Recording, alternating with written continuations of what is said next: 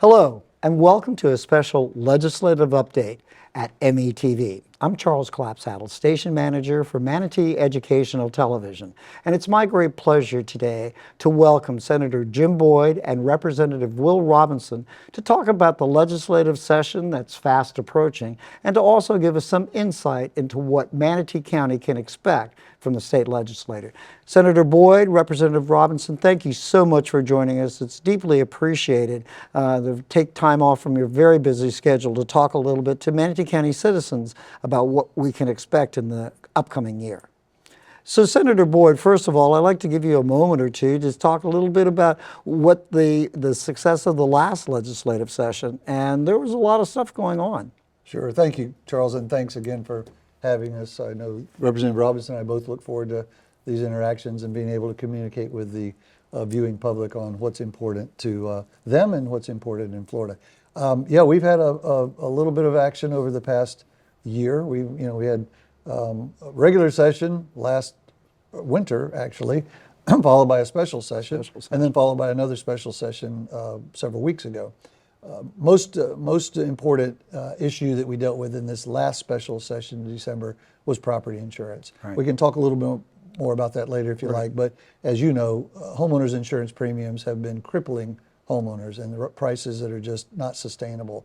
So we've done everything we can to try to get our arms around that, get at the root causes of the cost drivers and fix that problem. So our friends, our neighbors, our constituents can start to realize a little bit more competitive pricing on their homeowners as we move forward. So again, we can talk about that later. But that was the most pressing issue, and we dealt with some hurricane tax relief, and we dealt with toll roads, which all three of those things are very important, especially in light of what we just came through with the hurricane just south of us. So I'm glad to talk about that in more depth if you like later. And we will, sir. And you kind of led the efforts on behalf of the insurance, so we want to get into a little bit more detail. Sure. But Representative Robinson, what did you find in the last session, and what were those critical things that you thought were important that were achieved? So, Charles, we only normally have one constitutional requirement in the state of Florida. We actually had two last session, but I'll talk about one right now, which is pass a balanced budget. And we passed a very robust, fiscally conservative budget. But what we also did, which Senator Boyd mentioned as well, is we had a tax cut, the largest tax cut in the history of the state of Florida. And let me reemphasize that, the largest tax cut in the history of the state of Florida. And we'll talk more about this, but we have lots of people coming to Florida for a variety of reasons. And because of that, it's allowed us to have a lot of revenue flowing into the state. And we as a legislature, along with the great leadership from our governor, thought it was important to return that money back to the taxpayer. Right. So we had a really good, robust budget along with a very big tax cut package. And if I may, sir, what I'd like to do, and to take a moment before we get into the last legislative session, and of course the upcoming legislative session, is to take a moment to talk about something which most people in this area consider very critical, and that was the efforts on behalf of Piney Point. Mm-hmm.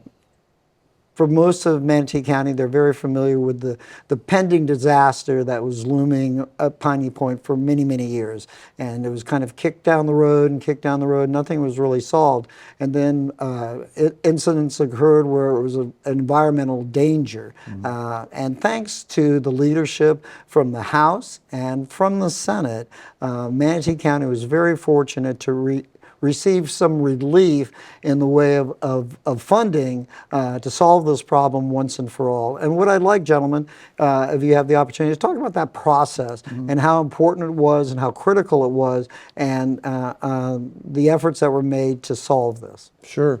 I'll begin if you like. So as you mentioned, Charles, this has been an issue Manatee County has been dealing with for some time. We should have frankly dealt with it years ago. We didn't. That's the past. This is the present. This year we did deal with it. When we had the breach this past year, immediately the following week, the President of the Senate called me and said, "I've got a solution." And I said, "That's awesome." He said, "Well, it's great news for Manatee County." And I said, "What is it?" And he said, "We're going to commit $100 million to the project to fix it and then to restore the property once and forever." So that I'd like to take credit. Representative Robinson and I worked hard after that to get it across the finish line. But without his commitment, Wilton Simpson's commitment to us and to Manatee County, it wouldn't have been done at that level. So I'm very confident that we're fixing the problem now, and then the property will be restored. And not at liberty to speak a lot about this, but the group that owns it now has plans that they've just about got across the finish line once it's restored to make it a very productive property again. Not phosphate plant, but other uses. And so I'm excited about that opportunity that's just a little bit out once the problem is corrected forever. So it's big news for Manatee County Huge. and for this region and for the waters in and around our community, because potentially it could have been a huge problem and environmentally a very, very bad problem. So I'm more than confident at this point the problem is being resolved and it'll be productive land again that's good for all of us in this region. And Representative Robinson, what was your take when you heard the news about the legislature being behind this funding? Well, I was tremendously excited, but let me back up a little bit to that night. I will never forget, it was Good Friday night, and Senator Boyd we drove to the site together, and just to remember back about how scary that time was. We had residents that had to evacuate their homes because of the fear of a wall of water coming at them. It is a tremendously difficult problem. Senator Boyd mentioned it. The property was in various stages of foreclosure. The owners were in various stages of bankruptcy, and it was a problem that held hostage this community, frankly, for over 20, 30 years. Correct. And to have the funding finally come in with great partnership from our governor, by the way, who flew down and visited the site, and we had a press conference, and we got the money appropriated. But Senator Boyd and I have been very careful to make sure that the process gets completed, because you still drive by there and it looks like a bathtub. Yes. And we still have issues there. And so it's important to keep the pressure on, whether it's constant communication with the DEP secretary to make sure the process is going smoothly. There's a receivership that's been appointed over the property. I'm glad to hear that the property may be moving into a better use. So we got to keep the pressure on. We have the money appropriated, but it's time to make sure we make sure the project gets toward completion, which I'm hopeful we'll get there. But it makes me excited because water quality is one of the big issues of concern for me and my constituents. In Piney Point, there couldn't be a worse issue for our water quality than that disaster over the past couple decades. So I'm hopeful that it clears itself up and we don't have to worry about this anymore. And what I said at that fateful Good Friday night was this needs to be the last chapter in the Piney Point book. Yeah. And with good work moving forward, hopefully that is, and we can get this site permanently shut down and closed out.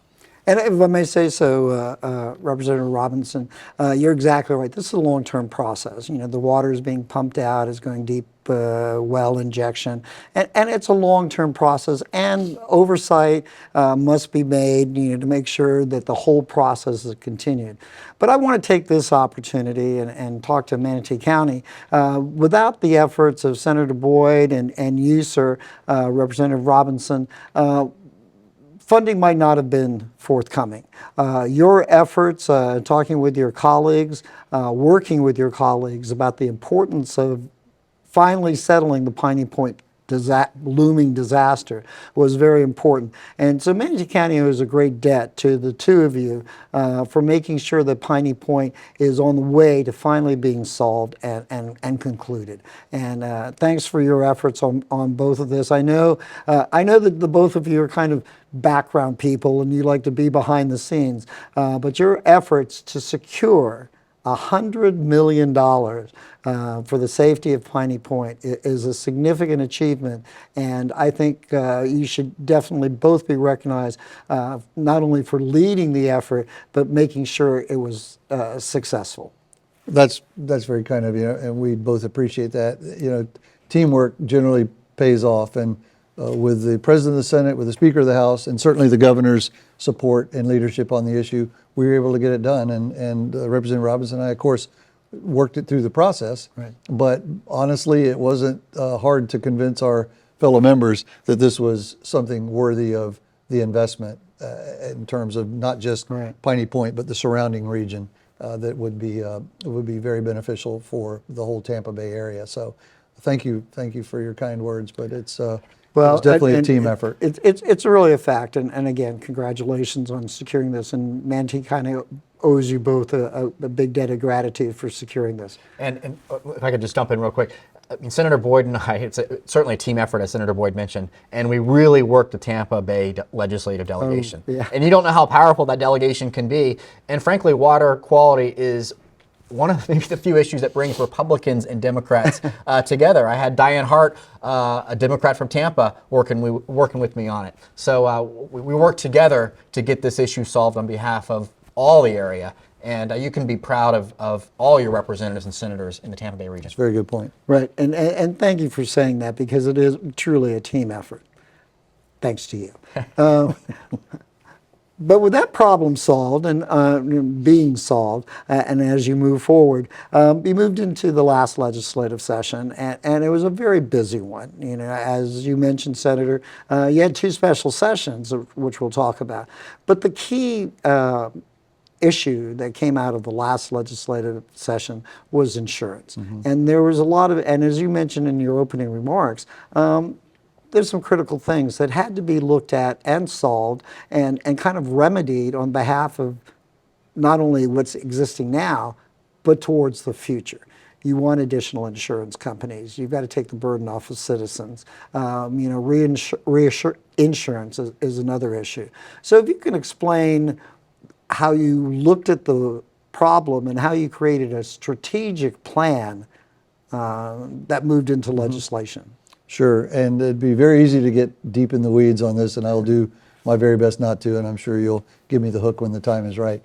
And I think on most of this I can speak for both of us. This is a critical issue that faced our constituents day in and day out. Their homeowners insurance premiums were increasing at levels that just weren't sustainable. You know, as an example, Florida was 3 times the national average for average homeowners premium, Right. 3 times. What drove that cost, and we did so much research, analyzed so much data, were just exorbitant legal fees that were being applied to this problem. And specifically in this past several years, it had to do with roofs. And as an example, to kind of put a fine point on it, Florida has 8%, last year it was 7% of the property insurance claims in the country. Yeah. 7%. Yet we had 76% of the lawsuits from across the country. 76% of the lawsuits, 8% of the claims. That just could not sustain itself. And we started looking at why. So, you know, there's a subset of, I would call them unscrupulous actors that get with unscrupulous contractors that just bilk money out of the system. And I mean, to the hundreds of millions of dollars. And in fact, over the past several years, it's been billions of dollars of loss to the industry. Most of the homeowners policies in Florida are provided by what we call domestic carriers, and those are Right. Florida domicile carriers. They're not the big companies that you hear across the nation that typically insure risk all over the country. And they were struggling because they didn't anticipate that in their rates. Right. So what we did in this past session, I think, was the most transformational and will be, we eliminated this thing called one-way attorney fee statute, which 40 other states have already done. And if you think back to what I said a minute ago, 76% of lawsuits coming from Florida. From Florida. 40 other states still have homeowners claims and still have roof claims and the like. Right. They aren't experiencing the same level, anywhere close to the same level of legal activity. So we dealt with that, and we dealt with the assignment of benefits, where it took away a homeowner's ability to deal with their insurance company. Typically the contract is between the insurance company and the insured, the Right. homeowner, and they should interact. In many of these cases, the first time an insurance company heard about a claim was from a lawyer or a contractor saying, we're going to adjust this claim for the homeowner. They've given us a right to do that. So we eliminated that. Those 2 things alone, I think, will make dramatic difference in the rate structure as we move forward. What my goal is, and I believe what Representative Robinson's goal is to get back to a competitive, vibrant insurance program in the state of Florida, where we Right. not only have the domestics, but we have the national carriers, the Allstates, the State Farms, the Travelers, the Hartfords, the big carriers wanting to come back and invest their capital in Florida. And they were reluctant to do that in light of the fact that these claims were being paid that never should have been paid. So And I think that was an important part of the legislation is to encourage the big insurance companies to come back, and as they come back, rates will hopefully continue to go down. So which ends up being good for the consumer. it does. And but it's a long process. I mean, is a long it's not process. something immediate that you just sign a piece of paper and something happens. This is a process that has to start at the beginning and see its way inch forward. It takes a bit of time, and that's the part that I don't like. I wish it could be immediate, but it will take time. But I am confident that will impact rates in a positive way. The other problem, very briefly, that is attendant to this is because of the lack of availability in the market in Florida. Citizens now has grown back to a level that when I went into the Florida House in 2010, we had 1.5 million policies in Citizens, and I think 2 or 3 billion in surplus. We were woefully inadequate in terms of amount of liability for policies versus the amount of capital we had to pay those claims. We enacted legislation over the early years of that time in the House and brought Citizens down to what it should be is a market of last resort, 450,000 policies from 1.5 million and 3 or 4 times the surplus.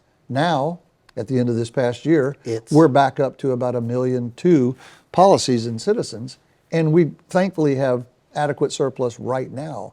But if Citizens continues to grow, and it was developed in conversation and data proved it, Citizens rates are 30% lower than the standard market in Florida. In Southeast Florida, they're 40% lower. So for a market of last resort, it's a pretty good deal to be in Citizens. Right. And that shouldn't be, because ultimately, every policyholder in Florida, whether you're in Citizens or not, you could be with XYZ carrier, if Citizens run short on money, there's assessments, and you get assessed as a policyholder. So ultimately, the taxpayers and our constituents in Florida are on the hook for any deficits in Citizens, and that will happen if we continue to grow at the rate that it's growing at now. It grew over 50% this past year. So part of that strategic plan is get more carriers, Right. and to be able to take that burden that could be coming on Citizens, Right. And we or did developing with Citizens. Exactly. And we did some things in the legislation this past year that kind of, if you will, right sizes Citizens in terms of rates and the like, that makes it not quite as competitive with the regular market. And candidly, a number of carriers told us, why would we come back to Florida and compete with Citizens when they're already 30% lower than we are? That's true. So it's a complicated problem. We think we've enacted some policies in this last legislation that will get at that problem as well. I got a couple follow-ups for you, but I want to jump over to Representative Robinson. What is your take on this, sir? I mean, you see this every day, and I'm sure that you hear from businesses and individuals about rates. What was their reaction as this insurance legislation came through?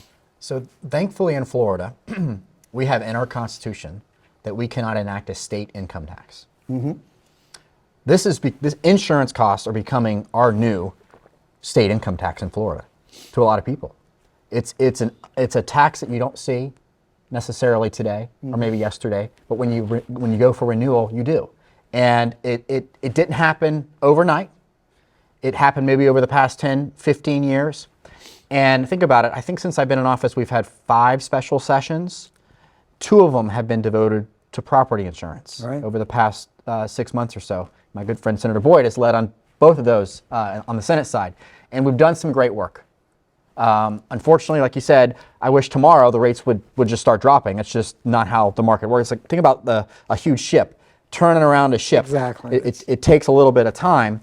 But what really the legislation was focused on, which Senator Boyd mentioned, is getting as many folks off of Citizens, because we actually frankly got lucky as a state that when Hurricane Ian devastated south of us, that there weren't more Citizen policyholders out there. lucky. If that hurricane had hit Miami, it would have been a different story. Wow. We can't, we won't have luck forever on that type of situation. And what you all have mentioned also is so incredibly important, is to make the market more friendly to folks either coming in or staying in Florida.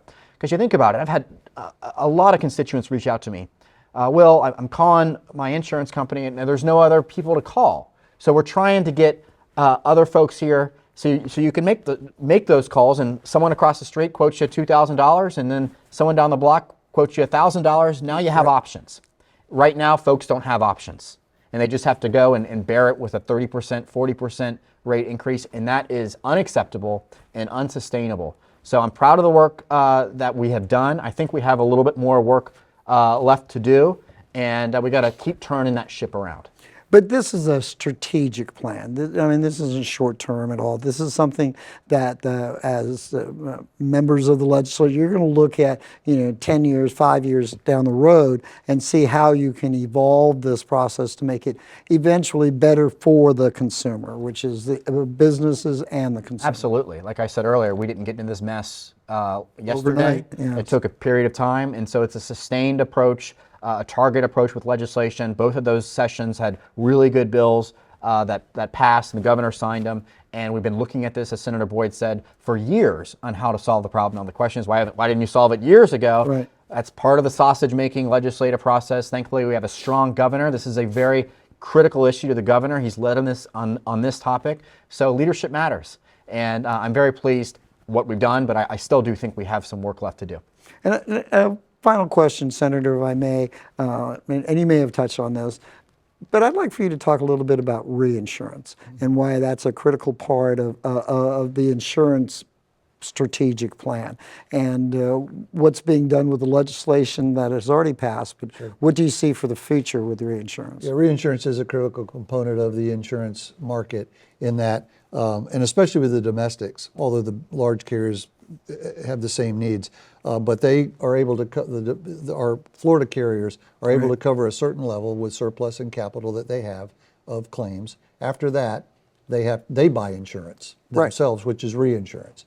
And so the reinsurance market is critical to not just the smaller carriers that operate in Florida, but the larger national carriers as well for that next layer of coverage. So what's happened across the globe is the reinsurance market has tightened up a little bit, rates have increased, and because of what's happened in Florida and the exorbitant amount of lawsuits, reinsurers are even a little more reluctant to be fully engaged in the Florida market. So in the special session in May, we created a level of reinsurance opportunity for carriers to be able to buy or to receive, from Florida. And that was a 2-year kind of a finite time period backstop, if you will, to be able to access reinsurance as a carrier. And then in this last session in December, we made another layer that would go alongside of the layer that we did in May, or stand alone this year if they'd already taken advantage of the coverage. And that is purchase. They have to purchase that, or they have to buy it. But it's at a rate that's typically you would consider somewhat affordable. So it's a very complicated issue. It's very the bottom line complicated. is carriers were finding they couldn't even access reinsurance in the market at the levels they needed because of the turmoil we had in Florida. And once the problem that we've addressed, I think, starts to fix itself, and it will, then reinsurance should be a little more available, if you will, to the companies. And if I may say so, Senator, one of the key things, and talked about it, is this is a plan that has to be long term. There's no immediate fixes to it, and the strategy being is that next year there might be some tweaks, as Representative Robinson mentioned, to the plan to eventually, in the end, be good for the consumers and businesses throughout the state. Right. Right. And we can come back and do an insurance show anytime you want. Jim Boyd, I hope we've talking insurance. We could. Well, we could. Because you are, the key, one, if not the key, one of the key people in the Senate that's leading the insurance efforts. Well, as respects to an insurance show, I want your viewers to continue to watch. So maybe maybe we think about that a little bit more. But it's so vitally important to Florida. It is. And that it affects everything. It affects mortgages. It affects real estate sales. It affects Everything. families coming to Florida, being able to afford to stay in Florida, to shop at the stores, to Small business. just everything. It impacts everything. So it's critical we get it right. As the representative said, I wish we could have flipped a switch and the rates would drop tomorrow, but it has to evolve in the rate making process, and the good experience that will come as a result of what we did together, I believe will allow that to happen. But it's a little ways out before we'll realize the full impact of it, for sure. And thank you for your insight and knowledge about this. It's just invaluable for citizens to understand that the process is working. But let's move on for a little bit. And I think Representative Robinson brought this up, and I want to talk a little bit about the biggest tax cut and revenue. But also one of the key things, and I think the community should know about this, is that it's the biggest savings in the state of Florida as well, in money that's available in their excess revenue. So talk a little bit about how that's happened, how that's occurred, and what do you see developing as part of this huge tax cut and revenue? Well, look, Charles, we've all felt it on our roads. Folks are moving to Florida. 1,000 people a day. Our state is exploding. That comes with issues we have to, and Senator Boyd and I will talk about that later in the programs, other issues that are a consequence of that, whether it's infrastructure or affordable housing or whatever. But we have a lot of people moving to Florida. And you can ask any number of people, why are you moving to Florida? And I think it's really about one word, freedom. Is they love the governor's policies, the governor's hopefully, the policies we've adopted along with the governor's leadership in Florida to allow people to work, to go to school, all the stuff we took for granted over the past couple years. We made a very important effort in the state legislature to make sure that folks have the freedom to do what they want to do. So I think folks are moving here because of that. That has allowed us to get more revenue into our budget. And because of that, it has allowed, like I said earlier, and like you just mentioned, the largest middle-class tax cut in the history of Florida. And so how do we get a lot of our revenue? It's sales tax. So for instance, we had a sales tax holiday on a variety of items. Right. Back to school items, which we have every year, but we year. increased the period of time on hurricane hardening. If you wanted to do that for your house, a good thing for your house, you could get a sales tax break. So those periods, we had periods of time that you could do that. Diapers, we had a sales tax holiday on important stuff like that.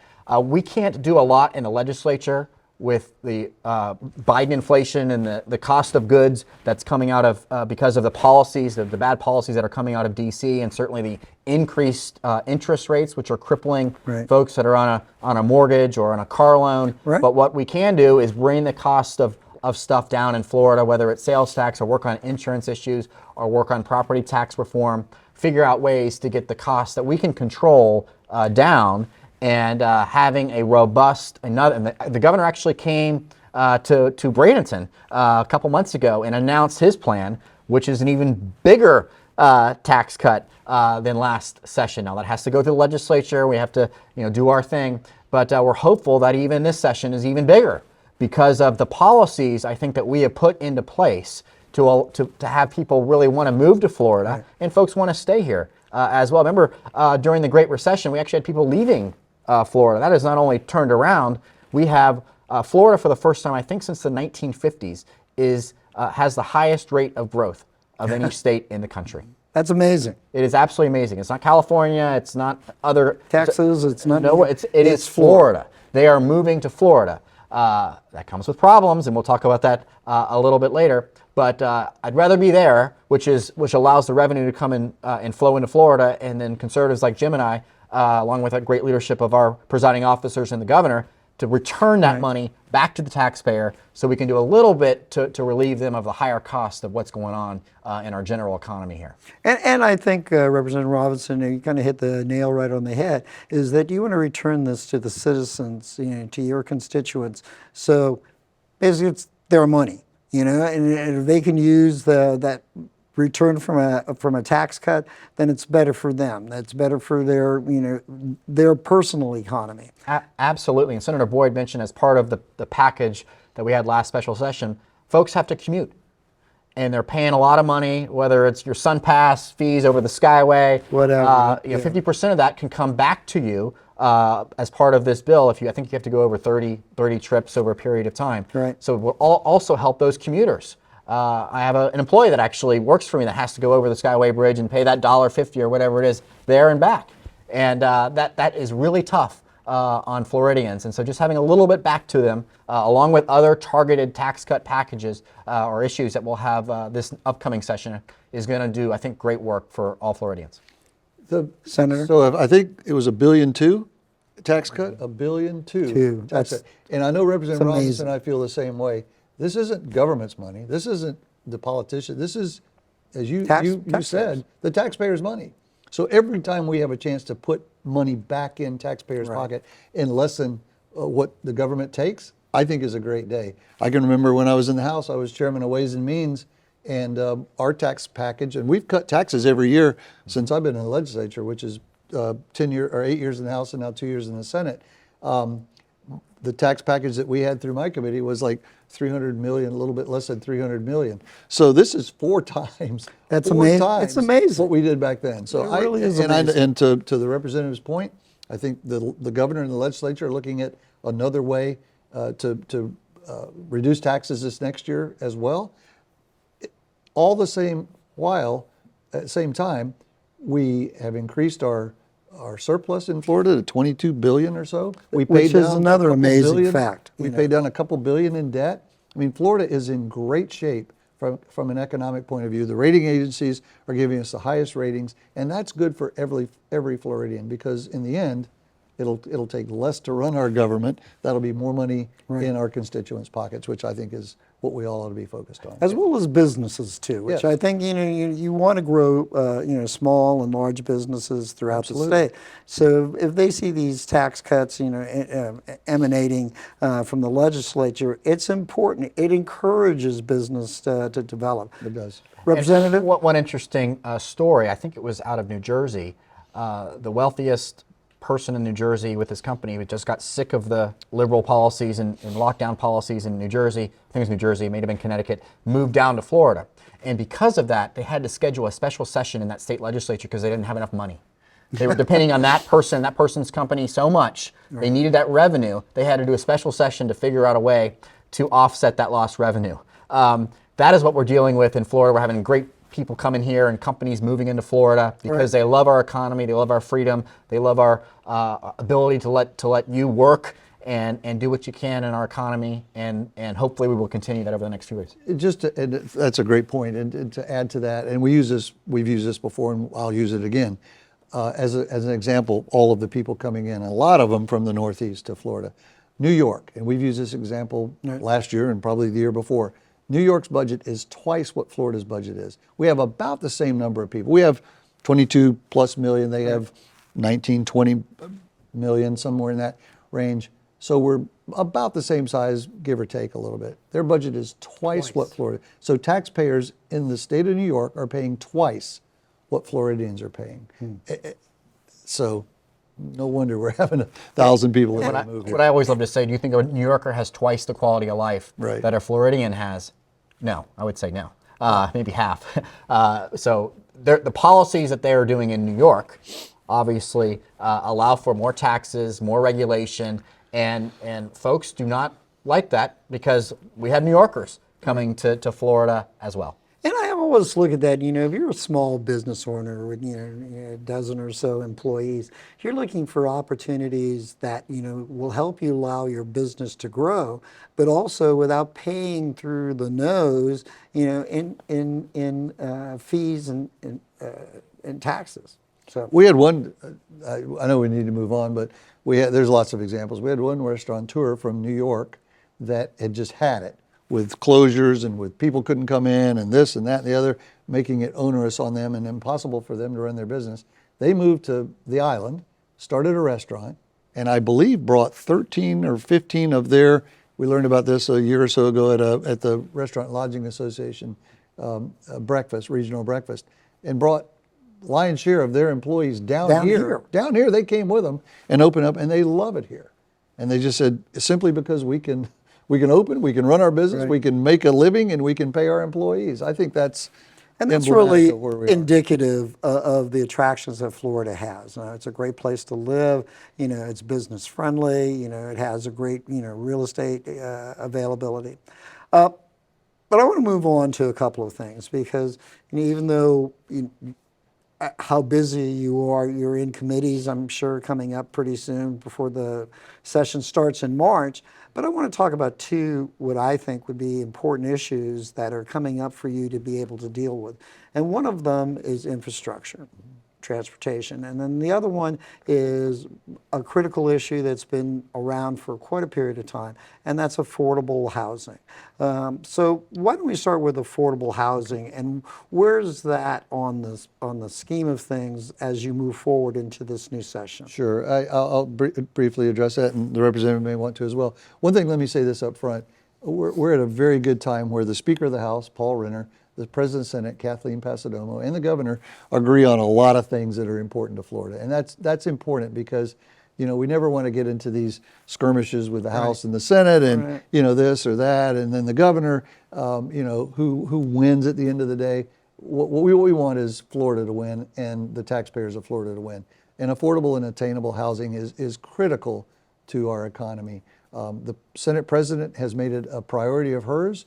Over the past 4 or 5 months, her staff has been working like day and night on language and legislation that will address the issue.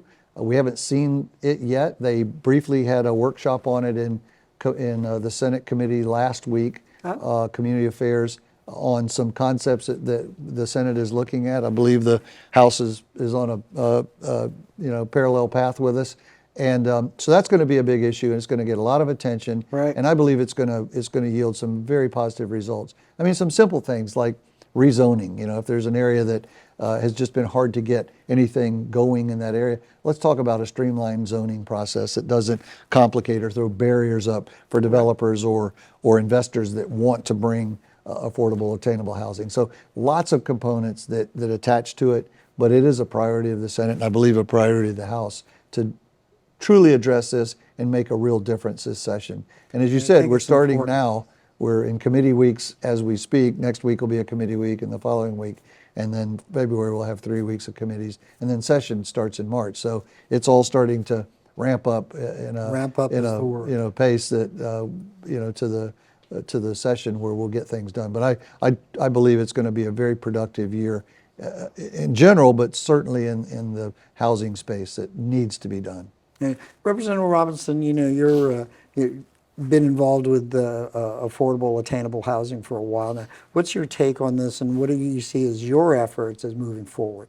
So this is a function of our great economy, is people want to move here. Yes. And it's a supply versus demand type of thing. We have this huge demand of folks that are moving here, and so the prices are frankly going through the roof. Yes. And look, you don't have folks that can afford to live here. That is a big problem. And we have employees in our community that are commuting farther and farther distances to their jobs because they can't live close to where they work. So looking at employment centers, possibly. Figuring out and lowering the cost drivers of housing. We're working on one of them, insurance. That's a huge cost driver to housing. Property taxes, huge cost driver. Streamlining impact fees. That's a huge cost driver. Big factor. You know, we looked at judicial reform in the insurance package. We may look at that legislatively. Is that you know, lawsuits and going to court a lot? Is that a cost driver to, frankly, like an apartment complex? So we're looking at all the cost drivers that deal with affordability. So that will hopefully bring down the cost of renting a unit in an apartment or buying your first home down the street, because affordable housing is so incredibly important. We will not talk about all the people moving to Florida. Well, that will stop and reverse backwards if people cannot afford to live here. Right. And that's one of the huge things that we're going to be doing this legislative session, is looking at the affordability of everything in Florida, and what can we control in the state to bring the cost of those items down. And I think you, again, you mentioned that it's very important, is the affordability. There are, and I know how involved you are with law enforcement, EMS, but there's teachers, fire, police, all of these people that are looking for affordable housing. And I think you mentioned it very accurately. The people aren't living in this area because they can't afford this area. And some of the things that you mentioned as you move forward make it more attractive for developers to go into the affordable housing market if they don't have to have these costs tacked on as they develop things. They can move forward quicker, better, faster. Exactly. It's an above all approach. For instance, I do a lot of work with Habitat for Humanity. They get tied up in permitting and land, and it's not just for the big developers, but it's for also those folks that want to come in and strategically, like a great organization like Habitat, who are building homes for folks that are buying their first home for the first time. So we're looking at those types of options as well to make sure that we really work on the affordability across all angles. Senator, what were your take on that? Well, there's, you mentioned some of the folks that are looking for and needing to find affordable housing. Tourism is huge in Florida. The hospitality industry is huge, and many of those workers don't have places that they can afford to stay in. So, I mean, it Very affects important. all sectors of our economy. Some of the areas I've read a fair amount and talked to a fair amount of people. Some places across the state, like older or dilapidated malls, let's say. I'm not saying we have any here, but maybe. Turning those into some type of housing or, That's a great idea. a project that would allow for a little more affordability. So I think, and the representative mentioned it, it's kind of an all-above approach. Let's look at everything. And from just not only just developments, but if you have a development and you're requiring certain things of a developer, give them the chance to tell you what they can do as far as putting affordable housing in their community as well, rather than dictating what they have to do. So I think it's a conversation and a dialogue that needs to be developed. And in that, I think we can have some very good results. Our legislation that will be forthcoming, I think, will address a lot of those topics. I'm sure and assume the House's version will be, close, and there'll be some things that we'll gain from what they're doing, and some things hopefully they'll gain from what we're doing, that together we can put a product in place that really makes a difference. And it's top of mind and for all of us, and it's an area that we just cannot miss on. We have to get this addressed and fixed. And Charles, and this is a bill that Senator Boyd and I actually worked on and got passed. And it's crazy that you'd have to think about something like this. But we had a bill where if you file something, government just give the person an answer within a period of time. That's a huge cost driver for not only big developers, but small folks that want to get a building permit. Just give them an answer, and if it's no, why? Move forward. Some are stuck in this government purgatory, bureaucracy that they can't get out of. So not only that bill, but Senator Boyd mentioned streamlining permitting a little bit to make sure that it goes quicker. Now, so they have to go through the process and make sure it's compatible and they have all the infrastructure money in place, but allow them an answer. That's a huge cost driver. Right. And if I may say so, you've been working with the County Commissioner and Commissioner Cruz on some of the affordability, attainable housing issues. And I think that's true, a good thing, because of the combination of efforts from both the county level as well as the state level. And we're going to be running out of time shortly, but there's one major issue that I'd like to talk about. Recently, the county held their workshop, their CIP workshop, and one of the critical things that they're investing dollars in is infrastructure, road building. And as Representative Robinson mentioned, we're growing. The county's growing, the area's growing. So infrastructure is a critical, important part of continued success and growth and the proper development of the county. How do you feel about this infrastructure? How is the state going to be able to help? And what do you see on the horizon? It's critically important as well to our communities and to the state. Department of Transportation has a number of projects, even in Manatee County now, that are on the drawing board that are all going to be good. I know the county and the municipalities in our districts are also addressing the issue from a county and city road point of view.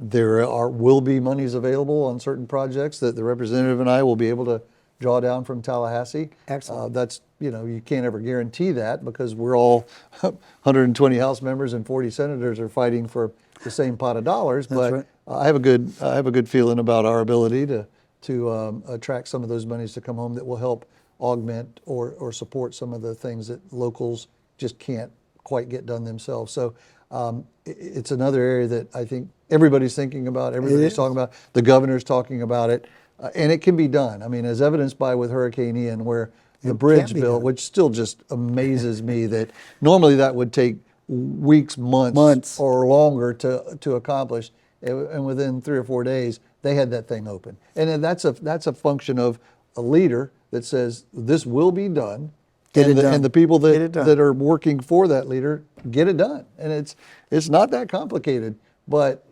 oftentimes we just seem to let the system overwhelm it, and that shouldn't be. Right. We should be able to get things done. Now, we can't expand I-75 in 3 weeks, but overall, in the long term, in the long run, there's plans talking with our federal partners on what interstate needs might be and how they impact all of the local roads and state roads as well. So it's a kind of a concerted effort that needs to be done, but we're committed to making sure that infrastructure is in place as we move forward and improved. And as Representative Robinson said, growth is going. All you have to do is look at Parrish, right. And other areas that are continuing to grow.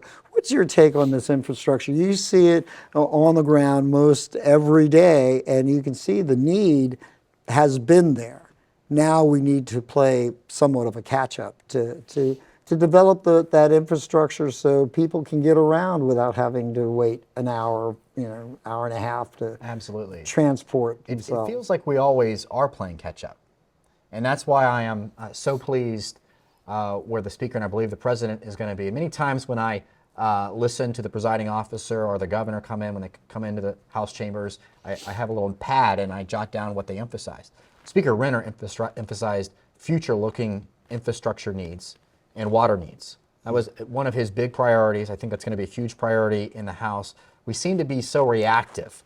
We have an intersection that's failing here, or a roadway network that's failing there. Let's just put money at it and fix the problem. Well, that doesn't fix the problem. You have to have an overall plan for the state. I was watching a special the other day. There are folks in Arizona that ran out of water. And we don't think about that as a problem in Florida, but drinking water is so important along with infrastructure. And I mentioned as folks are moving here, it's putting a lot of pressure on our roads, our schools, our water. And so to have a futuristic look at what we really are planning for and what we need is so incredibly important. We have massive improvement projects in this county that are going on. Both the bridges are getting replaced. We have an intersection failure at I-75 and the Ellington outlet that's getting improved. A lot of money's coming here, but it seems like we're just a little bit reactive. So getting ahead of that, here's the plan, here's the money, we need it. Thankfully, we have folks moving in here, so we have the resources and capital to build roads. But we got to continue. I think that's Tommy Gregory, my compatriot to the east. He always says roads, build roads, more roads, more roads. And we need them because the people are coming. It's just about having a plan to make sure you do it the right way. And I think under your leadership, both from the Senate and the House, Manatee County can rely upon your expertise and vision to make sure that can move forward in the proper direction. And we're kind of running out of time, but I want to give each one of you an opportunity to talk a little bit about issues other than we touched on. And for you, Representative Robinson, you're sitting on the subcommittee. You are the chair of the subcommittee for the judicial thing. Is there anything you want to talk about there? What you're looking forward to working with on the judicial committee? So I think we'll look at a lot of issues. I chair civil justice this year, so we'll look at potential judicial reform or bringing the cost drivers of that down a little bit. Do we need to do tort reform? That's certainly a topic that we may look at in some strategic targeted areas just to bring those cost drivers down potentially a little bit. I'm on 6 committees this year. Usually as you get more senior, I'm going into my 3rd term, you get fewer committees, but the speaker, I guess, has some confidence in me or wants to keep me busy. I'm on 6 committees, so that'll be including judiciary and civil justice and some other fun. Ways and Means, judiciary, energy communications, cybersecurity, regulatory reform, and economic development, which is critical, as well as water quality, supply, and treatment subcommittee. So your time is going to be well used, I'm sure, with all these committees. So the Judicial Committee you see, as being very proactive as you move forward. I think we'll look at a lot of stuff, and we had great leadership in our area. As I said, my representative to the east, Tommy Gregory, he actually is chairing Judiciary this year. So we're going to have great leadership in that silo in the House. But for me, it's about that. It's about lowering the cost drivers, like I mentioned earlier, on all those little bucket areas. Right. I know Senator Boyd and I are also going to look at, the issues we may have with beach access or beach parking, which is incredibly important to allow someone who to visit the beach. Everyone wants to go to the beach, and it's becoming more And and be more, able to park. And being able to park. It's becoming more and more difficult. So we have to have a plan moving forward because our county is growing, and our visitors, like Senator Boyd said, we have a lot of tourists coming here. So we have a lot of issues with infrastructure and beach access and beach parking that we have to sort through, hopefully, in alignment with our county commission and our island city partners. Absolutely. And Senator, as you move forward, and you are the chair of the Banking and Insurance Committee, and I'm sure that's going to be busy, but you're also on the Agriculture Vice Chair Appropriations Committee on Agriculture, Environment, and General Government. And General Government. Finance and Tasks, Fiscal Policy, Judiciary Rules, as well as Transportation. So there's a lot of things that's going to require your expertise, guidance, and vision as you move forward into session. Yeah, so just to be clear, I think the Senate works a little harder than the House. I'm on 8 committees. How many, did you say 6? 6. 6, so I'm kidding.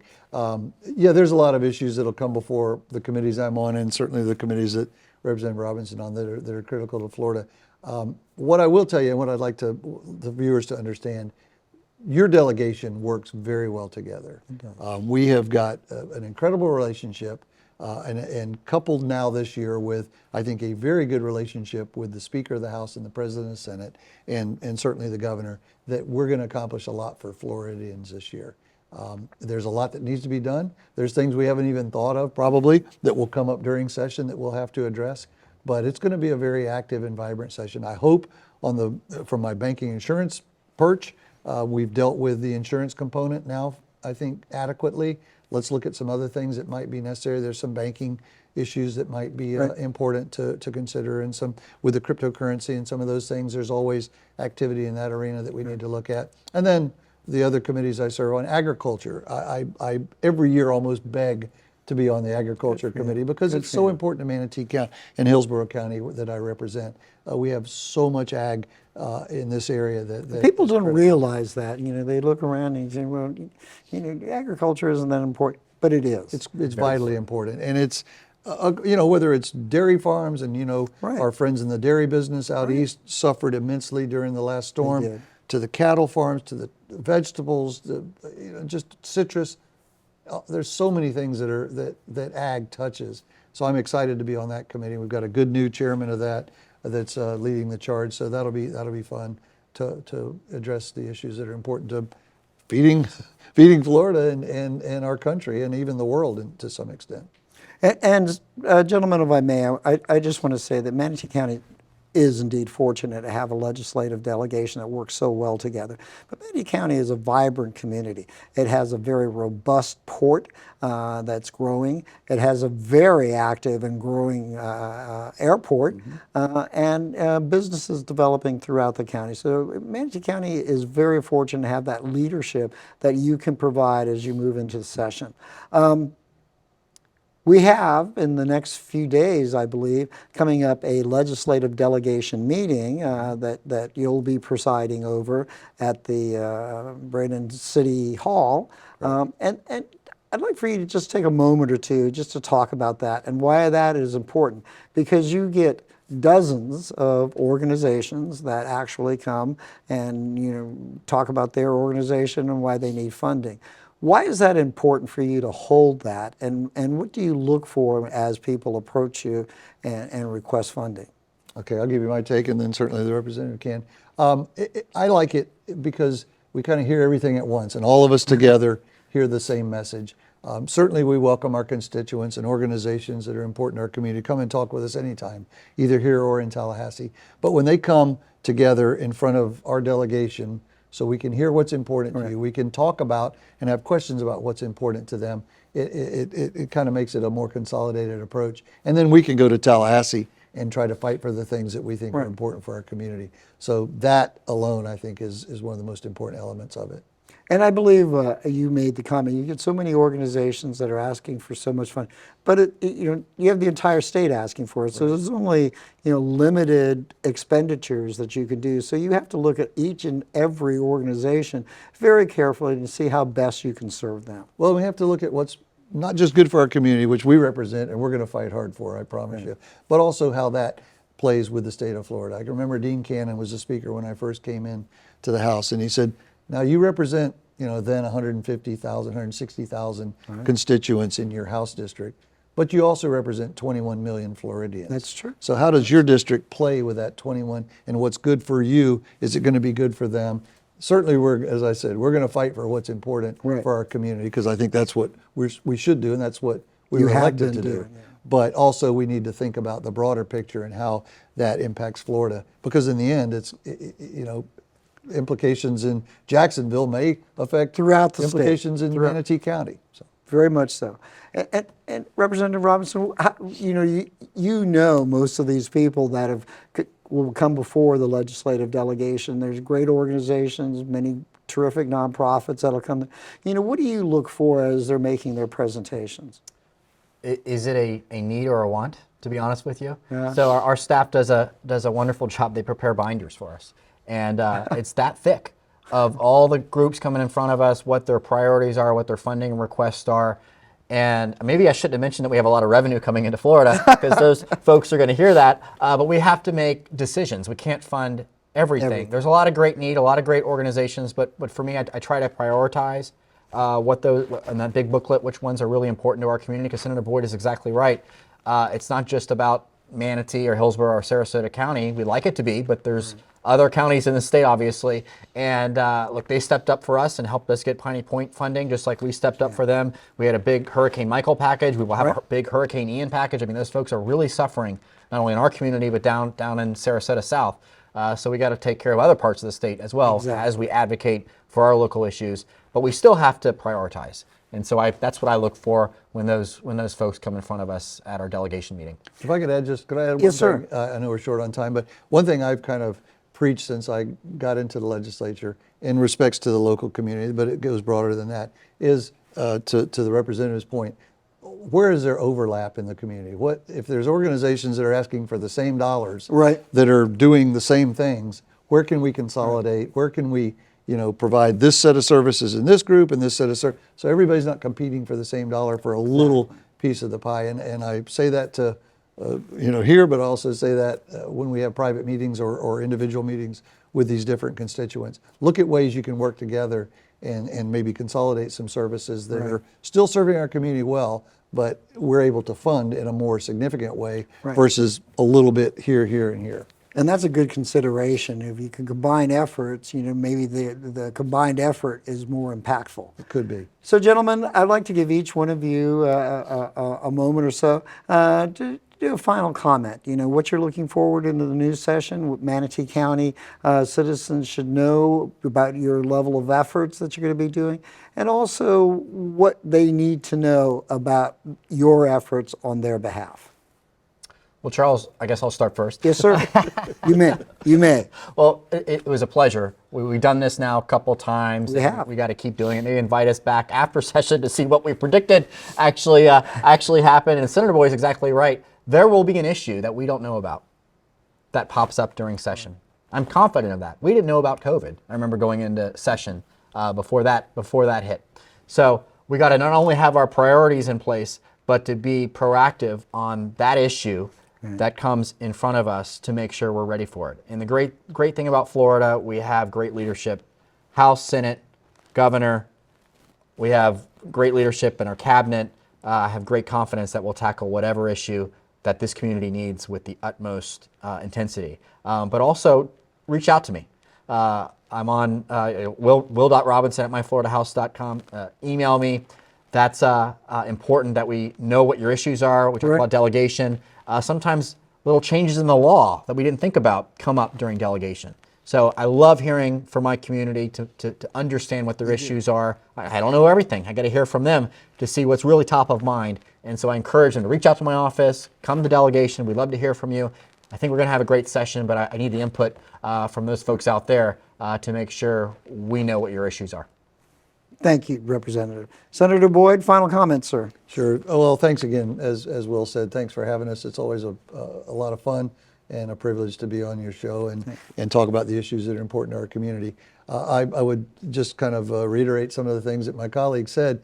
We need to hear from our constituents because we have ideas on things and on certain areas that need to be addressed, but we don't have all the answers and we don't even know all the questions. Right. So if there's something that's important to you, our constituent, please reach out to us. Let us know. Sometimes we can help fix a problem. Other times maybe we can't. And oftentimes, even off cycle, when we're not in session, our staff, the representative staff, every day deals with constituents and their needs and their issues to try to bring resolution to problems they're having. So we are always there. Our information was up on your site, but it is a true privilege and honor to serve our community in the Florida legislature. I look forward to this next session. I know it'll be very productive, and I hope I know we'll save taxpayers money, cut some regulations that maybe are burdensome for them, address the issues we talked about before that are critical to Florida's momentum that we have going.